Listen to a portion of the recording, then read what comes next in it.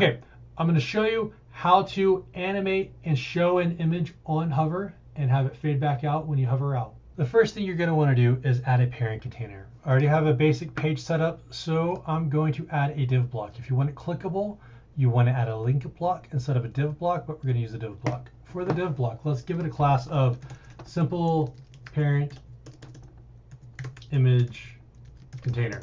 Okay. Inside of that, well, simple parent image container, let's give it a position of relative. That's all we need to do. Now, let's add a image block. Let's duplicate that image block. We're going to have a default image, and we're going to have the image that's going to show on reveal. For the default image, let's give it simple default image. For the hover, let's do simple hover image. For simple default image, you're going to want that to be position relative. Give it a z-index of 1. Let's go ahead and add a filter to the default one. Let's give it a grayscale effect. That way we're just kind of clear of what's the default image and what's the hover image while we're working on this. For the hover image, well, actually, let's go ahead and add the images first before we do anything else. For the default image, let's make it this giraffe.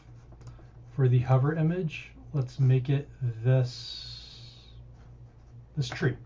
Okay, so we have our default image and we have our hover image. We already set the default image to position relative. For simple hover image, let's set that position to absolute. We want it on the top left. And now it's sitting on top. Actually, it's sitting underneath the default image because we need to set the z-index. Z-index, let's give it a 10. Now our hover image is on top, our default image is on the below.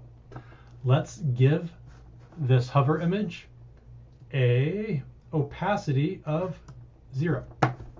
Okay, so what we want to do, we want to add an interaction. There are a dozen different ways to do this. You can do this with simple CSS if you want to write CSS, but let's use interactions and GSAP. We're going to set a hover event. So on hover, we're targeting the class. We're targeting the simple parent container. That way, when this container is hovered, the animation we're about to set, that's what's going to fire and trigger. So it's the class, the simple parent image on the mouse enter. We can go ahead and set up a second trigger because we want to set up on mouse leave. Let's go ahead and on control, instead of play from beginning, let's set it to reverse. That way on mouse out, whatever animations happen, it just reverses. That way when we hover over an image and it shows your hover image, when you mouse out, you want that thing to fade back out. Okay, so the action that we want to do, let's click on simple hover image and click on add an action. Let's do a custom animate. And you're going to see that it says trigger element. We do not want the trigger element. We want a class. We're targeting the simple hover image and is within the trigger element. If we don't do within trigger element, it means anytime you hover over the parent image container, anything that has this class is going to fire on all of it at the same time. We only want the animation happening on the specific trigger element that we're firing on, and we want it to fire on and animate the simple hover image. So with that done, let's delete move, and scale. We're just going to deal with opacity, make sure that's active. We'll do a 0. We're going to do 100. And let's preview that. When hover shows, hover out, it doesn't. Let's go to style. Yep, let's get out of the animation, go to style. Let's duplicate this. Okay, let's preview again, make sure it only fires on the one we want. And yep, it does. So that's how you make it. Again, there's several different ways to do this.